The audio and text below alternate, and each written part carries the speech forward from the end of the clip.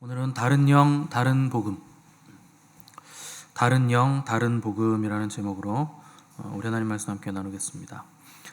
성도가 그리스도를 향하는 진실함과 깨끗함은 정결한 처녀가 한 남편을 사랑하는 것과 같다 하는 것이 바울의 편지의 내용이었습니다. 그런데 이 진실함과 깨끗함에서 떠나면 금방 미혹되는 것, 그리고 쉽게 부패하는 것이 사람의 마음이다 하는 것이고, 그래서 뱀이 하와를 미혹한 것 같이 우리의 마음이 그 진실함과 깨끗함에서 떠나기가 얼마나 쉬운가 하는 것을 우리가 어제 살폈습니다. 그래서 그 진실함과 깨끗함에서 떠나서 변질되기 때문에 우리가 다른 복음에, 또 다른 영에 자꾸 휩쓸린다는 거죠. 그래서 오늘날 우리가 살아가는 이 시대가 배도의 시대가 된 겁니다. 여러분들은 뭐 배도 안 한 교회에 있으시니까 체감을 잘 못하시는데, 그 전 세계적으로 95% 이상의 교단들은 전부 다 배도했습니다. 배도라는 게 뭐 다른 신을 섬긴다는 게 아니에요. 그 WCC하고 WEA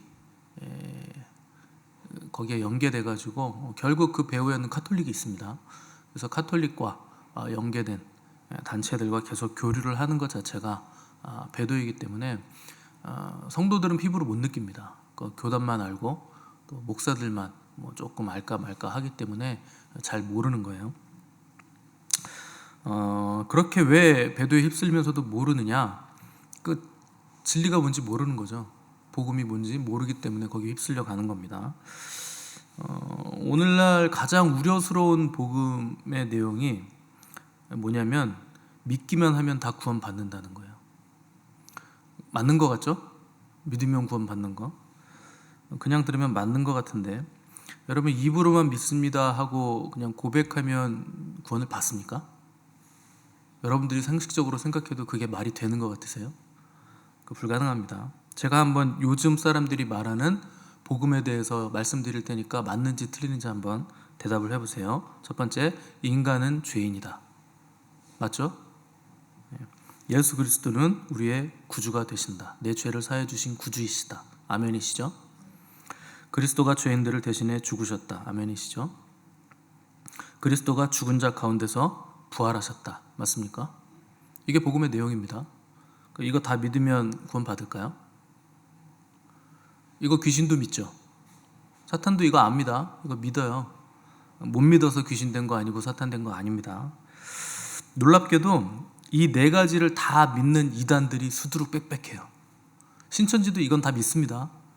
문제는 이만인가 뭐 거식인가 그 양반이 성령이라 그러는 거, 보혜사 성령이라고. 그러니까 여러분, 이 복음의 가장 핵심적인 네 가지 진리를 믿어도 얼마든지 이단이 될 수 있고 얼마든지 구원 없는 믿음을 가질 수 있는 거예요. 사람들은 내가 다니는 교회에 은혜가 있으면 거기가 진리라고 생각합니다. 은혜는 굉장히 주관적인 거예요.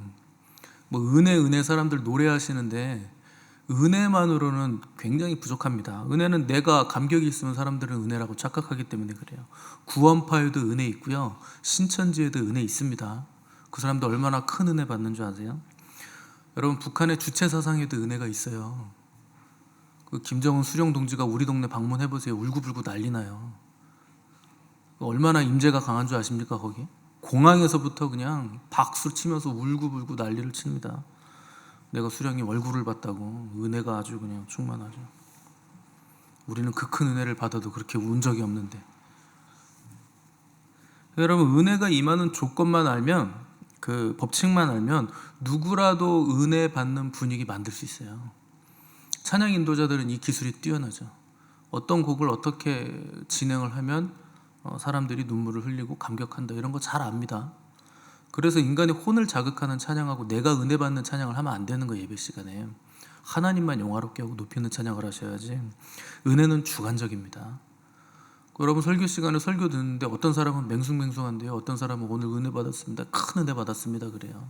당연히 성령님의 역사가 있으면 그럴 수 있지만, 내가 짠하게 생각하는 뭔가가 건드려지면 사람들 울고불고 합니다. 그 은혜라고 착각하는 거죠. 진정한 믿음에는 아까 말한 네 가지 외에 하나가 더 들어가야 돼요. 뭐가 들어가야 되냐?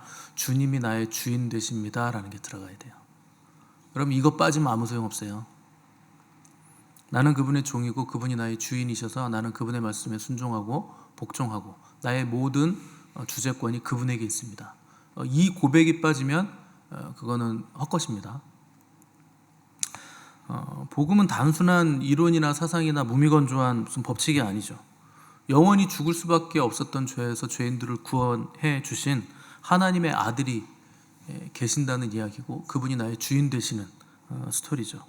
그래서 죄로 인해 닫혀있던 우리의 눈이 열려서 보지 못하던 것을 보게 됐기 때문에 우리의 삶의 변화를 반드시 수반하게 된다는 겁니다.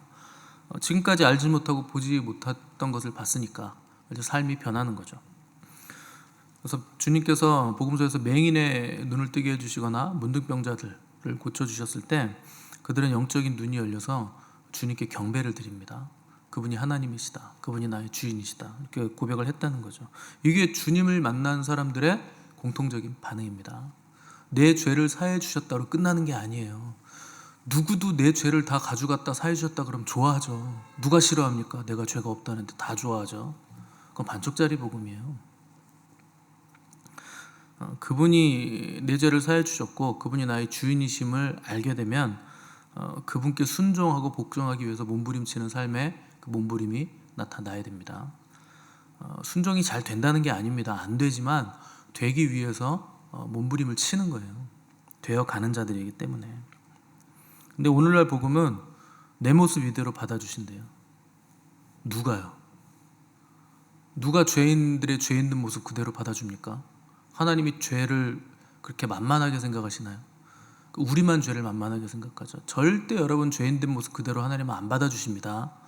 가짜 복음이에요. 회개하여 예수 그리스도를 믿고 그분을 나의 주인 삼은 사람들은 받아줘요. 근데 내 모습 이대로 회개도 안 하고 예수님 내 주인 삼지도 않고 인생을 주님께 걸지도 않았는데 하나님이 왜 받아줍니까? 하나님이 가장 사랑하는 분이 주님이에요. 예수님 사랑하지 않는 사람은 하나님이 받지 않습니다. 왜냐하면 하나님은 예수님을 가장 사랑하시기 때문에. 그리고 나서는 뭐 내 모습 이대로 받아주신다 그러고 용서받았다 그러고 세상 나와서 내가 원하는 대로 마음껏 살고 과거 옛 본성대로 그냥 마음껏 성질 부리면서 살면 그게 구원이 됩니까? 그 하나님이 누가 성전 문을 닫아버렸으면 좋겠다 그러는 거예요. 마당만 밟고 간다고.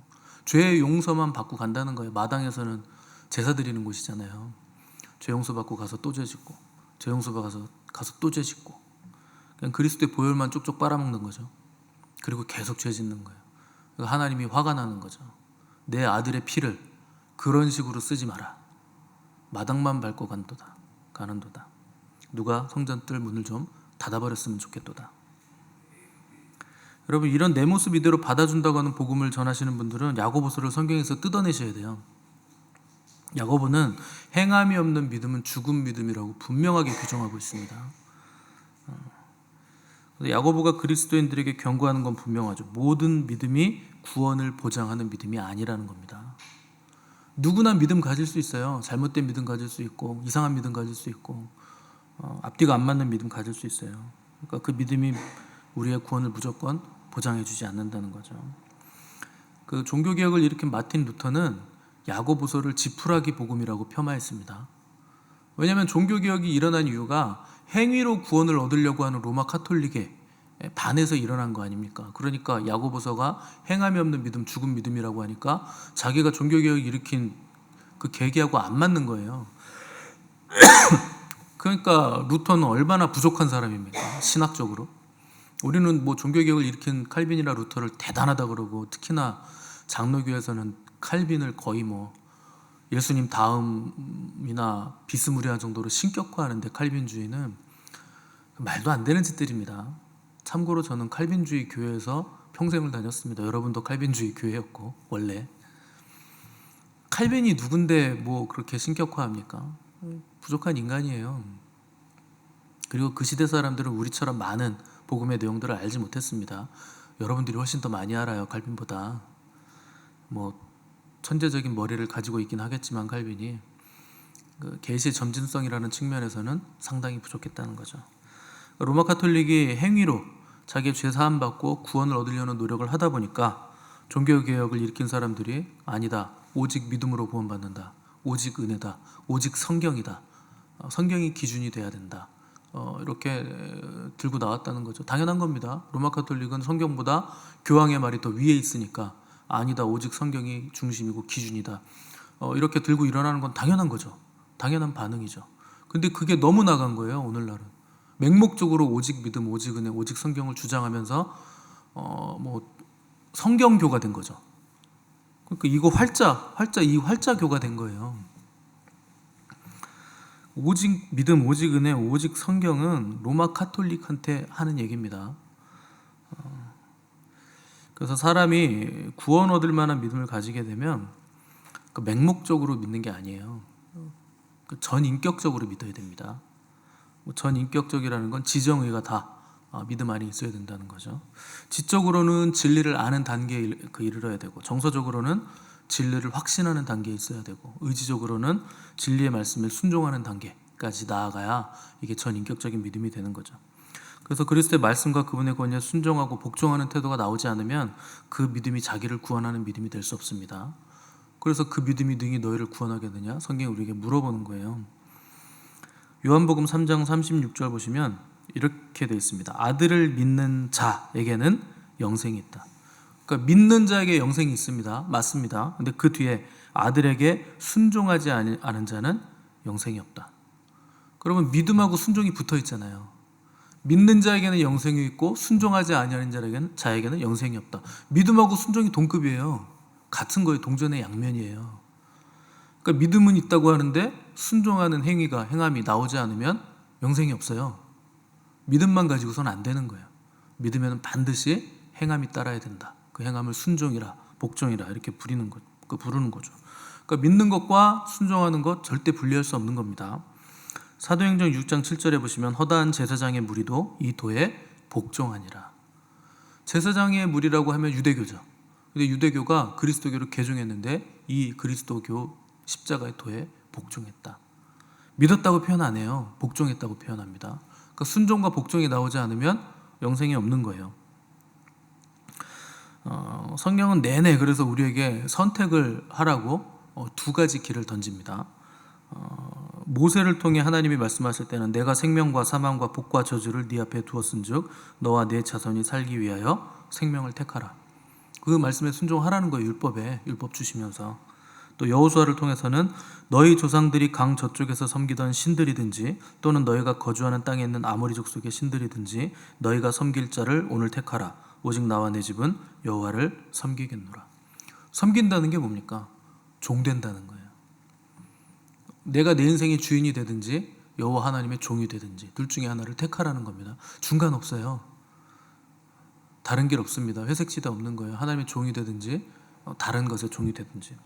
엘리야는 갈멜산에서 850대 1로 싸울 때 너희가 어느 때까지 둘 사이에서 머뭇머뭇하려느냐. 여호와가 만일 하나님이면 그를 따르고 바알이 만일 하나님이면 그를 따를지니라. 그 결단을 요구했습니다. 예레미야 선지자를 통해서 이렇게 말씀하셨어요. 보라 내가 너희 앞에 생명의 길과 사망의 길을 두었노라. 너는 이 백성에게 전하라. 생명의 길이 있고 사망의 길이 있다. 생명과 사망을 둘 다 가질 수는 없습니다. 여러분들은 둘 중에 하나만 택하셔야 돼요. 생명의 길을 가시든지 사망의 길을 가시든지. 그러니까 여러분 어중간하게 교회 다니면서 믿음 생활 하시려고 하시는 분들은요, 그냥 안 믿으시는 게 낫습니다. 그냥 안 다니는 게 나아요. 교회 그렇게 다닐 거 왜 다닙니까? 그냥 세상 나가셔가지고 마음대로 사시는 게 정신건강에 훨씬 좋습니다. 뭐 마음대로 살지도 못하고 하나님 잘 믿지도 않고 순종도 안 하고 뭐 하려고 그렇게 사세요? 어중간하게 그냥 화끈하게 노시고 지옥 가시는 게 나아요. 어중간하게 살다가 지옥 가면 억울하잖아요.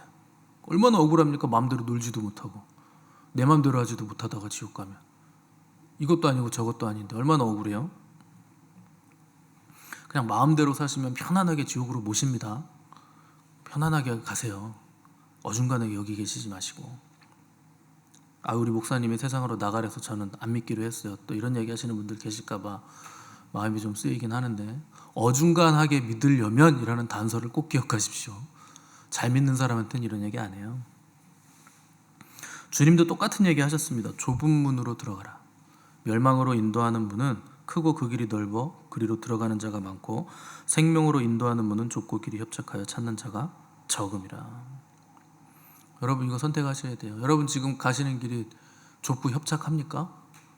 많은 사람이 가지 않고 소수만 가는 길 맞습니까? 다수가 가는 길 따라가고 있지 않으세요? 넓은 길 거기 찾아다니고 있지는 않으세요? 이놈의 길은 왜 이렇게 위험하고 협착하고 떨어질 것 같지? 이거 불안해서 이 길 안 되겠다. 뭐 이렇게 생각하고 있지 않습니까? 좁은 문과 넓은 문, 좁은 길과 넓은 길, 생명과 멸망, 축복과 저주, 적은 무리와 많은 무리가 분명하게 갈라집니다. 지금은요 하나님이 가르시는 시대예요.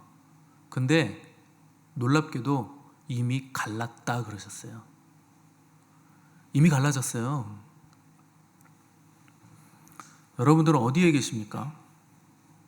다행히 미션 처치에 계시는 바람에 자동적으로 그냥 생명 좁은 문, 좁은 길에 계셔서 얼마나 다행인지 몰라요.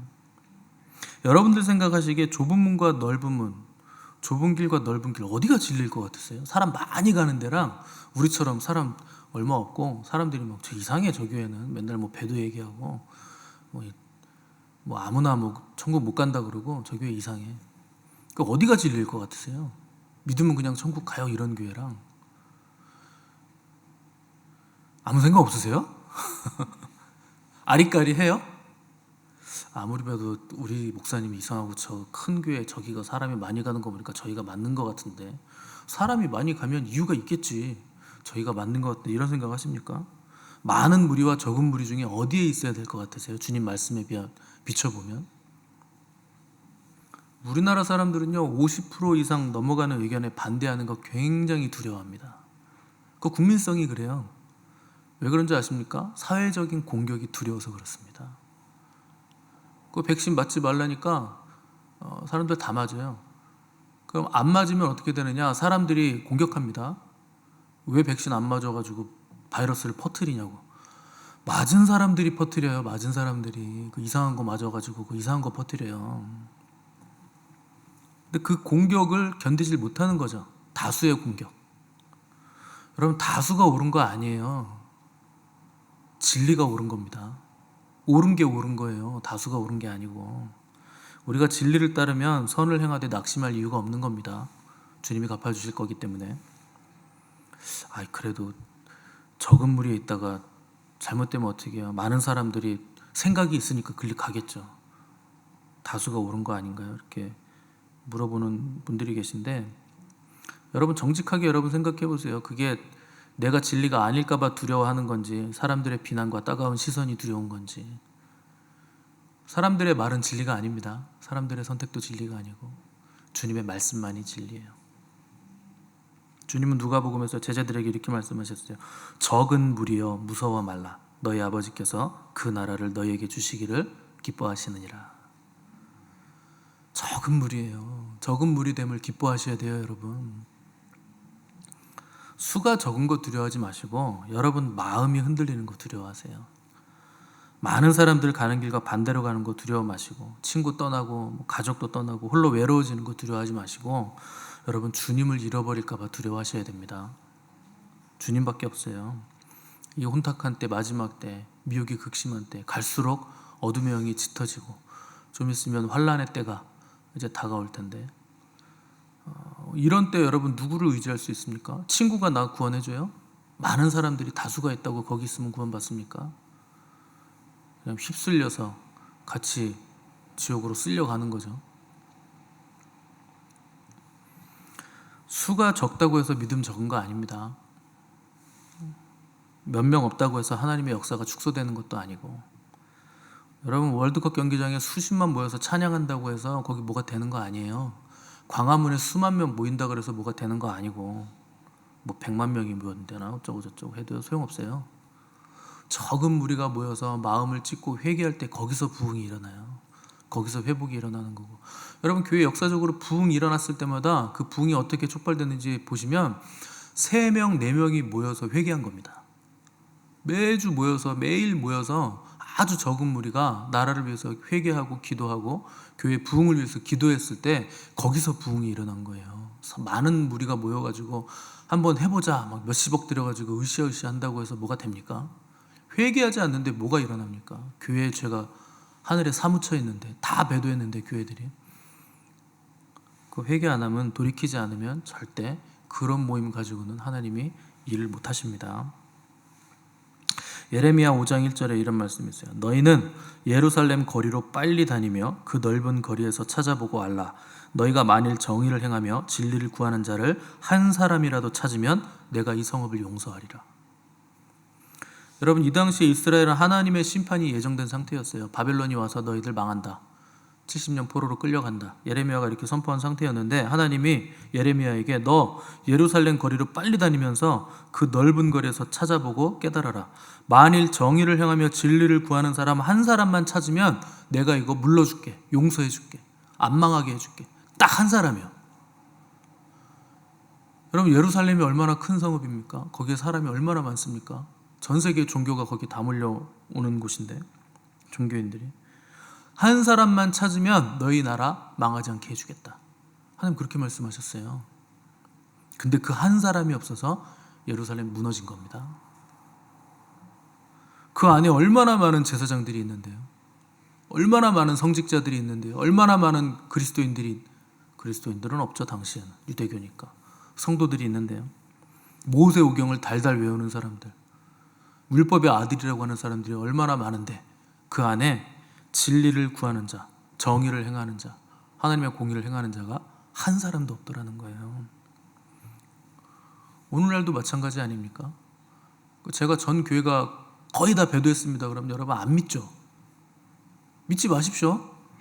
뭐 믿든지 말든지 여러분의 선택이죠. 저는 전했습니다. 바울이 오늘 본문에서도 그러잖아요.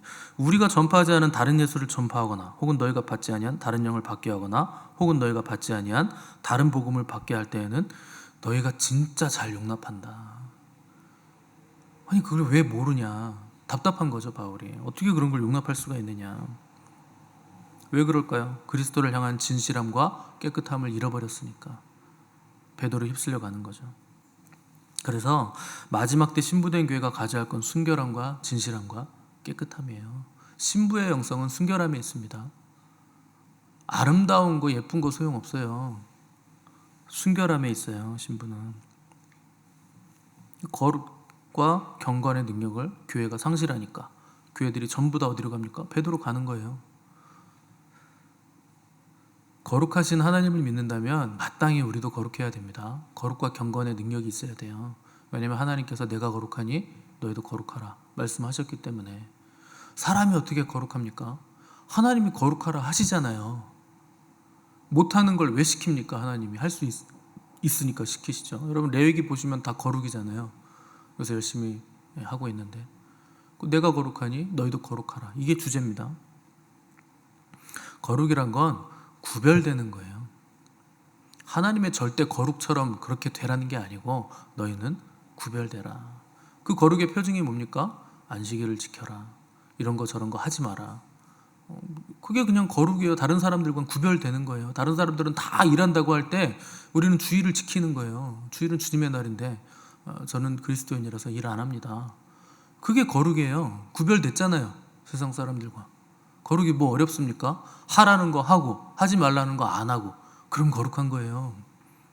하나님의 절대 거룩처럼 우리가 거룩한 게 아니고.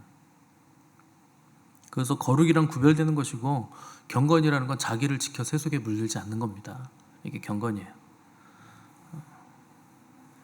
교회 안에 수많은 예배가 있고 허다한 성경 공부가 많죠. 근데 여러분 프로그램이 없어서 무너지는 거 아니에요. 거룩함과 경건함이 없어서 다 무너진 겁니다. 우리는 미혹의 영이 강하게 역사하는 마지막 때를 살아가고 있고 배도가 완성된 시대를 살아가고 있습니다. 바울의 예언에 따르면 먼저 배도하는 일이 있겠고 그 다음에 적그리스도가 나타납니다. 저 불법의 사람, 멸망의 아들이 거룩한 성전에 선 것을 보거든 너희는 산으로 도망하라. 이게 순서입니다. 지금 뭐 이스라엘이 제3성전 건립한다고 난리를 지기고 있는데 성전을 왜 짓습니까? 쓸데없이. 제사 드리려고 짓는 거잖아요. 예수 그리스도 안 믿으니까 그리스도의 보혈은 필요 없고 우리는 제사로 죄사함을 받겠다는 거예요. 그동안 제사를 못 지내고 있었으니까 너무 오랫동안. 근데 제사를 지낸다는 명목하에 짓지만 결국 거기를 적그리스도가 통치하기 위해서 짓는 겁니다. 그래서 성전 안에 거룩 그 적그리스도의 상이 세워지면 이제 유대인들도 그때 아차 우리가 속았다. 그리고 다 도망가야 되는 거예요. 뭐 제 예상으로는 이제 그 평화의 시대는 거의 끝났고 이제 굉장히 극심한 환란의 시대로 접어드는데 알 수 없죠. 뭐 언제 그렇게 될지 알 수 없지만 되어져가는 상황을 보니까 다 됐구나 하는 거 누구라도 알 수 있습니다. 왜냐하면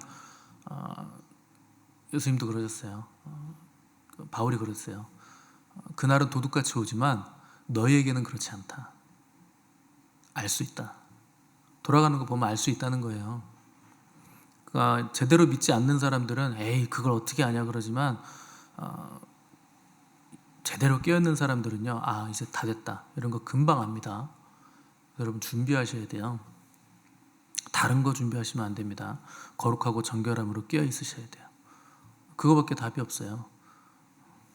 저는 그것을 위해서 여기서 여러분들과 함께 있는 겁니다. 여러분들 준비시키기 위해서. 극심한 환란이 오면 다 배도하는 거예요. 다 타협하는 거예요. 뭐 극단적으로 가면 내 자식 죽인다는데 여러분 뭐 타협 안 할 분 있어요? 어린아이 죽인다는데 다 타협하죠.